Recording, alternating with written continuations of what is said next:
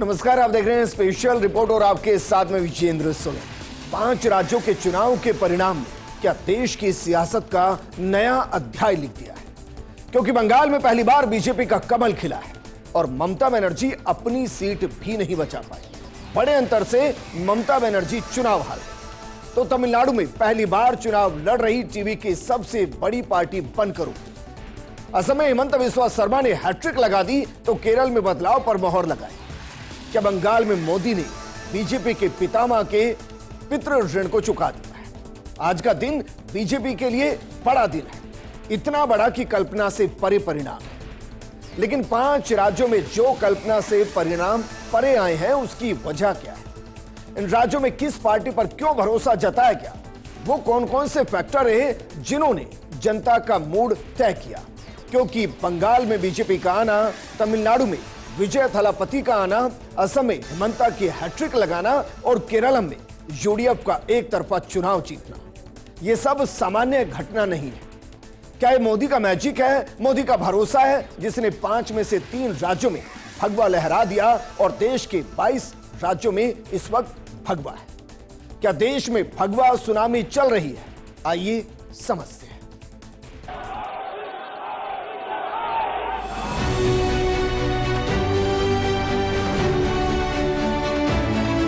बंगाल की पावन धरा पर आज एक नया सूर्योदय हुआ है।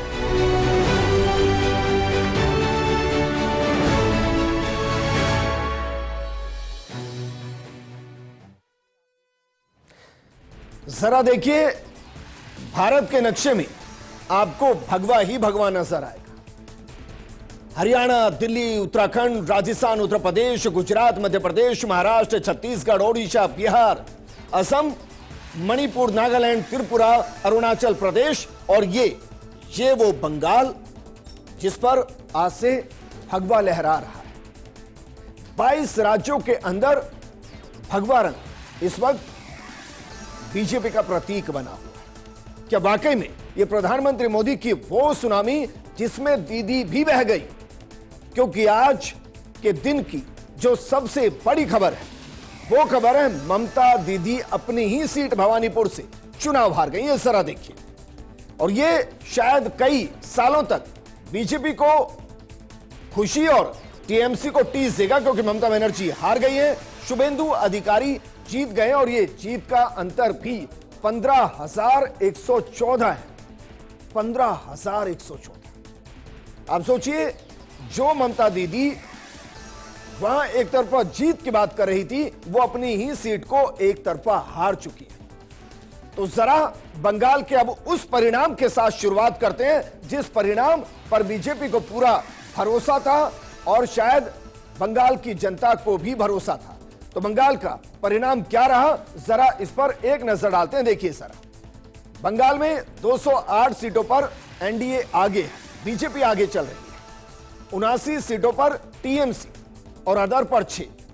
आप सोचिए क्या कल्पना की थी, क्योंकि जो बीता चुनाव था उसमें 77 पर बीजेपी थी और इस बार 208 पर बीजेपी है।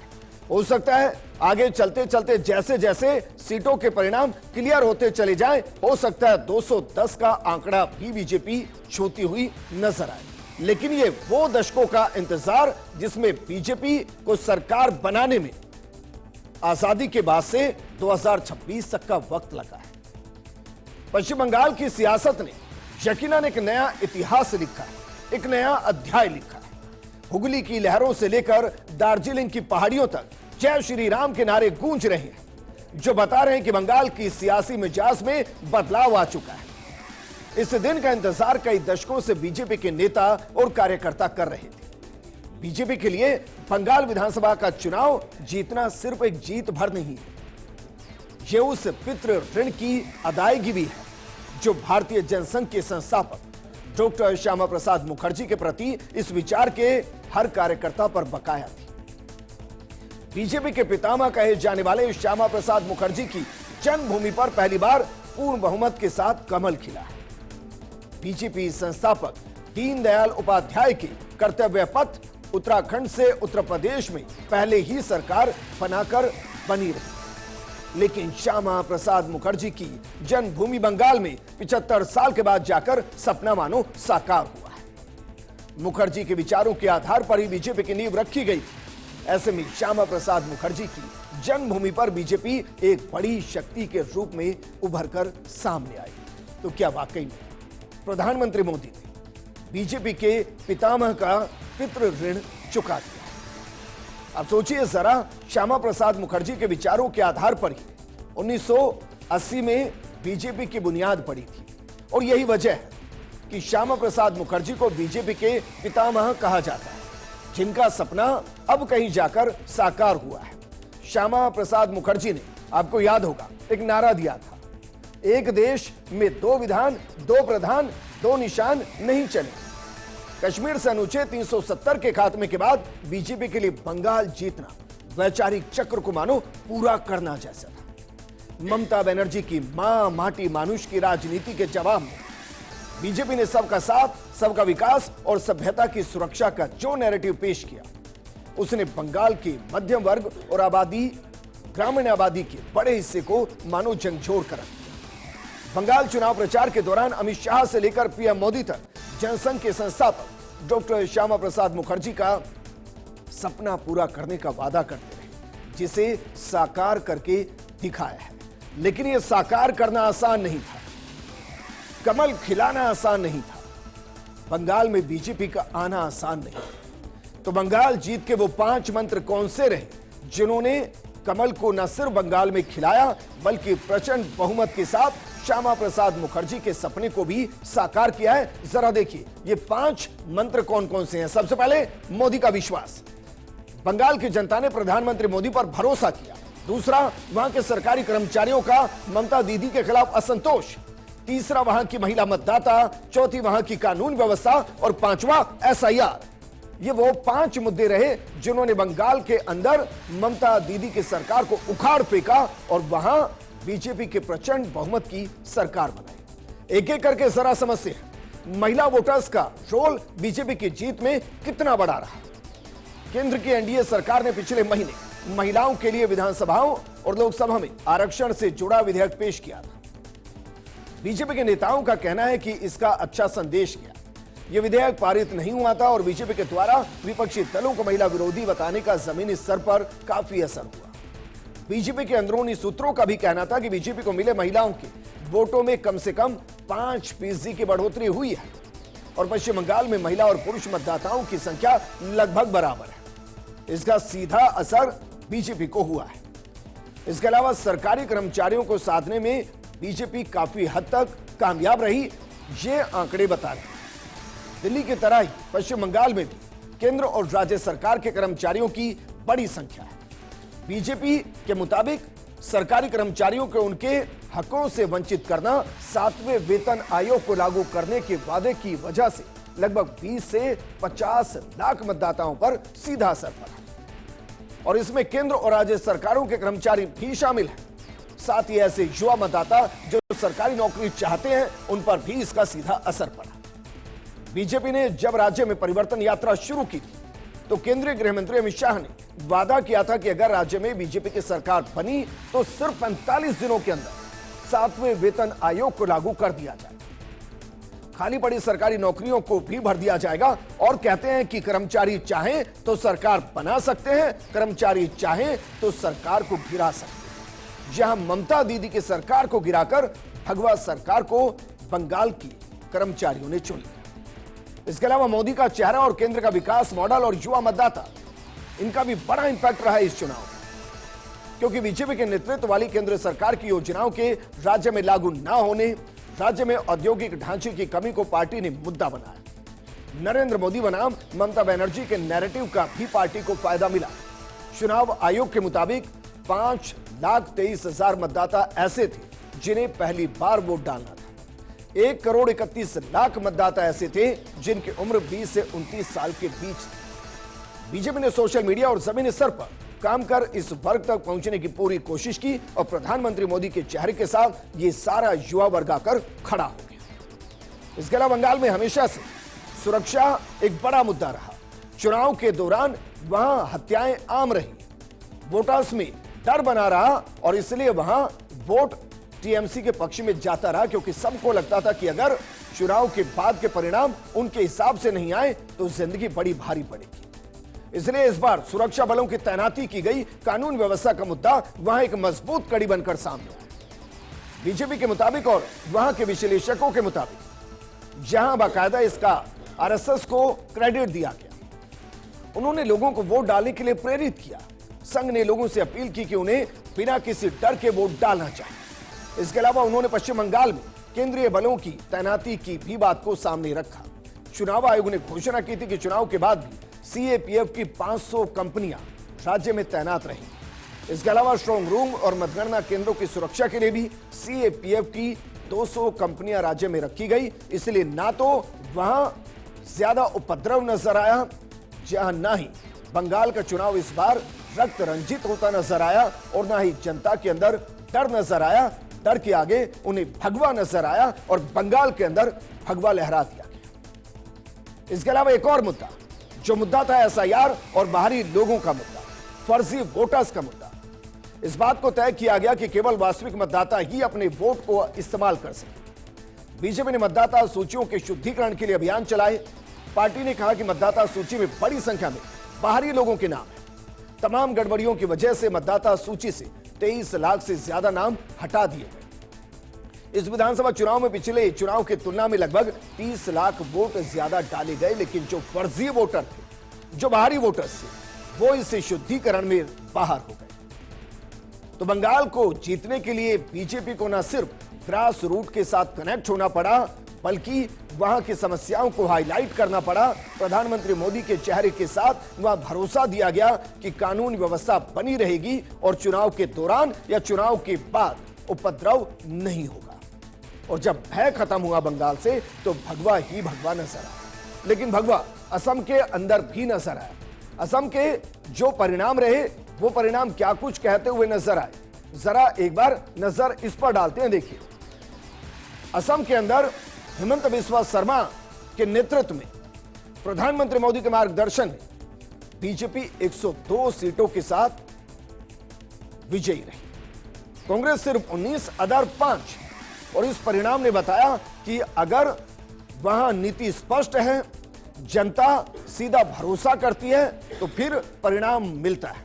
और हेमंत बिस्वा शर्मा ने वहां हैट्रिक लगा दी। लेकिन इस हैट्रिक को लगाने के दौरान कई ऐसे मुद्दे रहे जो इस चुनाव को सीधे तौर पर प्रभावित करते हुए नजर आए। जरा इस पर एक नजर डालते हैं और देखिए जो वहां प्रमुख मुद्दे रहे जिनके आधार पर भगवा असम के अंदर लहराता हुआ नजर आया, जरा उस पर एक नजर डालते हैं। देखिए, सबसे पहला वहां परिसीमन का गेम चेंजर वाला असर नजर आया। आपको ध्यान होगा 2023 के परिसीमन ने असम की राजनीति का पूरा गणित बदल दिया। पहले जहां करीब 35 सीटें अल्पसंख्यक प्रभाव वाली मानी जाती थी, वो घटकर करीब 23 रह गई। इस बदलाव से जनजातीय और स्थानीय समुदायों का प्रभाव बढ़ा। कई सीटों पर पुराने वोट बैंक समीकरण टूट गए। कांग्रेस और अखिल भारतीय संयुक्त लोकतांत्रिक मोर्चा का वोट टू सीट कन्वर्जन कमजोर हो गया। बराक वैली जैसे इलाकों में सीटों के पुनर्गठन ने बड़े नेताओं तक को जमीन तलाशने पर मजबूर कर दिया और इसका सीधा असर बीजेपी को मिला। इसके अलावा घुसपैठ और पहचान की सियासत भी वहां गहरी जड़ें जमा चुकी है। असम की राजनीति में पहचान का मुद्दा हमेशा से रहा है, लेकिन इस बार बीजेपी ने इसे और जोर शोर से उठाया। सीडब्ल्यूए और एनआरसी को अस्मिता के साथ जोड़ा। सरकारी जमीन से अतिक्रमण हटाने को संस्कृति बचाने से जोड़ा। जाति, माटी, बेटी का नारा बुलंद किया, जिससे लोगों का जुड़ाव हुआ। हेमंत बिस्वा शर्मा जो असम में मामा के नाम से विख्यात हो रहे हैं, इस मुद्दे को सिर्फ कानून व्यवस्था नहीं बल्कि अस्तित्व की लड़ाई के तौर पर पेश किया, जिससे स्थानीय समुदायों में एकता बढ़ गई और इसका फायदा बीजेपी को मिला। इसके अलावा अरुणोदय और डीबीटी जैसे वेलफेयर मॉडल वहां लोगों के साथ सीधे उनकी जिंदगी को बदलते नजर आए। बीजेपी की जीत का सबसे मजबूत स्तंभ उनका लाभार्थी मॉडल रहा। अरुणोदय योजना के तहत 26 लाख महिलाओं के बैंक खाते में सीधे पैसे भेजे गए। डबल इंजन सरकार के कई फायदे दिए।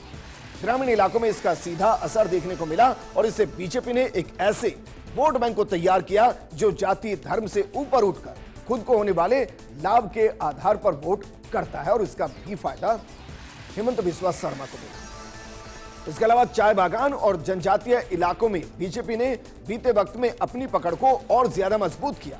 असम की 35 से 45 सीटों पर चाय बागान समुदाय का असर है, जो पहले कांग्रेस का गढ़ हुआ करता है। राज्य की बीजेपी सरकार ने इसकी मजदूरी बढ़ाई, पक्के घर दिए, बिजली दी, स्वास्थ्य सुविधाएं दी, जनजातीय समझौतों जिसमें बोडो और कार्बी ये दोनों उनके अंदर स्थिरता है। इसे पूरा बेल्ट ही बीजेपी की तरफ झुक गया और वहां एक तरफा परिणाम नजर आया। इसके अलावा जो सबसे महत्वपूर्ण रहा वो रहा वहां बिखरा हुआ विपक्ष नजर आया और नैरेटिव नाम की कोई चीज नजर ही नहीं आई, कमजोर नैरेटिव नजर आया। इस चुनाव में विपक्ष की सबसे बड़ी कमजोरी उसकी एकजुटता की कमी रही। राज्य में दूसरी सबसे बड़ी पार्टी कांग्रेस, तीसरी सबसे बड़ी पार्टी बदरुद्दीन अजमल की पार्टी AIUDF, इसके अलावा AJP, इसके अलावा राइजोल दल जिसे अखिल गोगोई की पार्टी के नाम से जानते हैं, अलग अलग लड़े और गठबंधन को लेकर भ्रम बना रहा। कोई स्पष्ट विकल्प पेश ही नहीं हो पाया और इसलिए बीजेपी को वहां एक बड़ा बहुमत मिला है। अब जरा केरल, क्योंकि केरल के अंदर UDF की सरकार है, यानी कि कांग्रेस वहां जीती और एक भारी बहुमत के साथ जीती है। तो जरा देखिए, UDF को केरल में 102 सीटें मिली हैं 140 में से। LDF जो 10 सालों से सत्ता में थी उसको महज 35 सीटें मिली हैं, अदर को 3 सीटें मिली हैं। कांग्रेस जो पश्चिम बंगाल के अंदर खाता ही नहीं खोल पाई, वो केरल के अंदर बहुमत के साथ सरकार बना रही है। उसके पीछे की वजह क्या रही? जो कांग्रेस बाकायदा असम के अंदर एकजुट नजर नहीं आई, क्या वाकई में वो केरलम के अंदर इतनी एकजुट थी कि उसने LDF को हरा दिया? जरा उन 5 मुद्दों पर नजर डालते हैं जिसके दम पर केरलम के अंदर UDF ने वहां सारे रिकॉर्डों को तोड़ते हुए एक बेहतरीन जीत दर्ज की। सबसे पहले एकजुटता, जो वहां सबसे बड़ी ताकत बनकर उभरी। पिछले चुनाव में कांग्रेस की अंदरूनी कलह उसकी हार का बड़ा कारण बनी थी, लेकिन इस बार चुनाव से पहले ही नेतृत्व ने संगठन को एकजुट रखने पर खास ध्यान दिया। शशि थरूर को लेकर चल रही अटकलों और मतभेदों को भी समय रहते सुलझा लिया गया। इसके अलावा राहुल गांधी और पार्टी अध्यक्ष मल्लिकार्जुन खड़गे ने शशि थरूर से बात कर मतभेद दूर किए, उन्हें प्रचार अभियान में अहम जिम्मेदारी दी। अब इसका असर यह हुआ कि पार्टी कार्यकर्ता एकजुट नजर आए, उनके बीच में कोई कंफ्यूजन नहीं रहा कि इस नेता के कैंडिडेट को हराना है, उस नेता के कैंडिडेट को हराना। इसके अलावा जो सीटें बांटी गई, जो टिकटें बांटी गई, वो कांग्रेस के अंदर कहा जा रहा है कि केरल में बहुत सोच समझ कर बांटी गई। हालांकि जिस राज्य में परिणाम अच्छे आते हैं उसके लिए ऐसा कहा जाता है, और जहां परिणाम अच्छे नहीं आते वह कहते हैं कि टिकटों के बंटवारे में बंदरबाट। बहरहाल केरलम की ही बात करते हैं। टिकट बंटवारे में कांग्रेस ने इस बार रणनीतिक तरीके अपनाए। वरिष्ठ नेता मधुसूदन मिस्त्री को इसकी जिम्मेदारी दी गई थी। उन्हें मिले फीडबैक के आधार पर पार्टी ने ऐसे उम्मीदवार उतारे जो स्थानीय स्तर पर मजबूत पकड़ रखते थे। खास बात यह रही कि मौजूदा विधायकों के खिलाफ ज्यादा नाराजगी नहीं थी और इसलिए पार्टी ने संतुलन बनाए रखते हुए युवाओं को भी मौका दिया। इसके अलावा सांसदों को चुनाव से दूर रखने का फैसला भी शायद कांग्रेस के पक्ष में चला गया, UDF के पक्ष में चला गया। कांग्रेस ने एक अहम फैसला लेते हुए किसी भी सांसद को विधानसभा चुनाव में टिकट नहीं दिया। हालांकि इस फैसले का अंदर खाने विरोध हुआ था, लेकिन नेतृत्व ने इसे सख्ती से लागू किया। असंतुष्ट नेताओं को मनाने के लिए वरिष्ठ नेताओं को आगे आना पड़ा। राहुल गांधी ने खुद बातचीत कर नाराजगी दूर की और इससे यह संदेश गया कि पार्टी नेतृत्व सभी को साथ लेकर चल रहा है और अनुशासन को प्राथमिकता दे रहा है। UDF की जीत में एक बड़ी वजह केरल में LDF के अगेंस्ट एंटी इनकम्बेंसी को भी माना जा रहा है, क्योंकि केरल में हर 5 साल में सत्ता बदलने का ट्रेंड रहा है, लेकिन इस बार LDF 10 सालों से सत्ता में थी। ऐसे में सरकार के खिलाफ स्वाभाविक नाराजगी देखने को मिल रही। हालांकि नाराजगी बहुत ज्यादा तीखी कभी नजर नहीं आई, लेकिन बदलाव की इच्छा ने कांग्रेस के पक्ष में वहां माहौल बना दिया और अंत में जो आक्रामक प्रचार हुआ, मजबूत सामाजिक समीकरण रहे, उसने कांग्रेस को कम से कम केरल में जिंदा रखा और बहुमत के साथ वहां सरकार बनाने की स्थिति में कांग्रेस आ चुकी है। चुनाव प्रचार के दौरान कांग्रेस ने पूरी ताकत झोंकी। राहुल गांधी ने खुद मोर्चा संभाला, राज्य सरकार पर तीखे हमले किए। पार्टी ने अपनी गारंटियों को भी जोर शोर से प्रचारित किया, जिसमें स्वास्थ्य बीमा जैसी योजनाएं शामिल थी। सामाजिक समीकरणों को भी संतुलित रखने की कोशिश की गई। मुस्लिम लीग के साथ गठबंधन से मुस्लिम वोट बैंक मजबूत रहा, वहीं ईसाई समुदाय को साधने के लिए संगठनात्मक स्तर पर बदलाव किए गए। एक और राज्य है जिसने सबको चौंकाया, क्योंकि वहां ना डीएमके चल पाई ना एआईएडीएमके चल पाई, वहां टीवी के चला। विजय थलापति की पार्टी चली। हम बात करें तमिलनाडु की, जरा तमिलनाडु के परिणाम देखिए। तमिलनाडु के अंदर एआईएडीएमके 53 सीटों पर ही जीत पाया, जबकि टीवी के 2 साल पहले बनी पार्टी विजय थलापति की पार्टी 107 सीटों के साथ सबसे बड़ी पार्टी बनकर उभरी है। डीएमके प्लस 74 सीटों पर। हालांकि माना जा रहा था कि हो सकता है डीएमके वहां लीड करे, लेकिन टीवीके ने पूरे समीकरण बदल दिए। अब सवाल यह है कि एक सुपरस्टार सियासी स्टार कैसे बना, कैसे एक अभिनेता राजनेता बनने के साथ लोगों के दिलों में घर कर गया। जरा इसको समझने की कोशिश करते हैं, क्योंकि एक तरफ अभिनेता की छवि और दूसरी तरफ राजनेता की छवि बनाने की जिम्मेदारी टीवीके ने स्टार पावर को ही हथियार बना दिया। तमिलनाडु में हमेशा से ही सिनेमा और राजनीति का गहरा रिश्ता रहा है। थलापति विजय की लोकप्रियता हर वर्ग के बीच है। उनकी युवा, महिलाओं, शहरी और ग्रामीण मतदाता समेत सभी के बीच मजबूत पकड़ दिखी। उनकी रैलियों में लोग हुजूम न सिर्फ एक नेता को सुनने पहुंचे रहे थे, बल्कि अपने स्टार आइकॉन को देखने भी पहुंच रहे थे। यही स्टार पावर वोट में बदली तो राज्य की तस्वीर वहां बदलती नजर आई। सिर्फ इतना नहीं, जब एक अभिनेता राजनेता बना तो फैन क्लब को ही कार्डर बना दिया गया, और ये कैडर डीएमके और एआईडीएमके पर भारी पड़ गया। अभिनेता विजय ने अपने फैन बेस को सिर्फ दर्शकों तक सीमित नहीं रखा, उनने संगठन विजय मक्कल यक्कम में बूथ लेवल पर काम किया। इस दौरान ब्लड डोनेशन, राहत कार्य, सोशल कैंप के जरिए यह नेटवर्क पहले से ही ग्राउंड पर एक्टिव था, जो चुनाव में कैडर की तरह काम करता नजर आया। और इस तरह विजय ने लोगों के दिल पर अपनी छाप को गहरा किया, और उसका असर यह रहा कि जो फैंस थे, जो दर्शक थे, वो वोटर में तब्दील हो गए। एक और महत्वपूर्ण चीज, विजय थलापति ने खुद को तीसरा विकल्प के तौर पर पेश किया। तमिलनाडु में कई दशकों से सत्ता की लड़ाई डीएमके और एआईडीएमके के बीच ही होती आई। ऐसे में विजय ने अपनी पार्टी टीवीके को एक नए विकल्प के तौर पर पेश किया। विजय ने स्पष्ट कहा कि डीएमके उनका राजनीतिक प्रतिद्वंदी है, जबकि बीजेपी के वो वैचारिक विरोधी हैं। इससे स्पष्ट स्टैंड ने कंफ्यूज वोटर को नया विकल्प दे दिया कि उन्हें किसे चुनना है। इसके अलावा एंटी इनकम्बेंसी और भरोसे की कमी एआईएडीएमके और डीएमके के अंदर नजर आई। तमिलनाडु में एमके स्टालिन के नेतृत्व वाली डीएमके सरकार पर भ्रष्टाचार, बेरोजगारी और वादे पूरे ना होने जैसे आरोप लगे। दूसरी तरफ एआईएडीएमके भी जयललिता के बाद कमजोर होती नजर आई। ऐसे में वोटर्स के बीच बदलाव की चाह बढ़ी, और थलापति विजय की पार्टी को इसका सीधे तौर पर फायदा मिला। वहीं थलापति की युवाओं पर एक बड़ी कमांड थी। डिजिटल नेटवर्क पर भी फोकस किया गया, और उसका असर पड़ा, क्योंकि टीवीके ने चुनाव प्रचार के दौरान युवाओं को सीधे टारगेट किया। सोशल मीडिया पर मजबूत मौजूदगी और डिजिटल वॉलंटियर नेटवर्क ने पार्टी को तेजी से लोकप्रिय बनाया। विजय ने अपने ऑनलाइन और ऑफलाइन समर्थकों को वर्चुअल वॉरियर्स करार दिया, और वो वॉरियर्स विजय थलापति के लिए काम करते हुए नजर आए। इसके अलावा एक और जगह जहां चुनाव थे, जहां एनडीए बहुमत के साथ सरकार बना रही है, यह है दरअसल पुडुचेरी। पुडुचेरी का परिणाम क्या कह रहा है, जरा इस पर भी एक नजर डालते हैं, क्योंकि यहां एनडीए 18 सीटों पर जीती है, आईएनसी प्लस 6 सीटों पर और अदर 6 सीटों पर।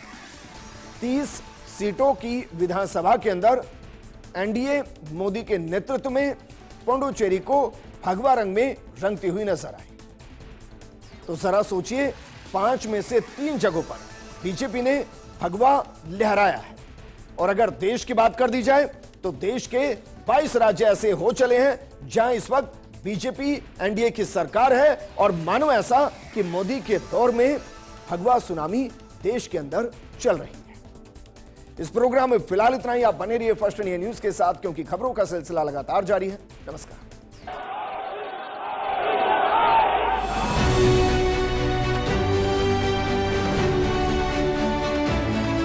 बंगाल की पावन धरा पर आज एक नया सूर्योदय हुआ है।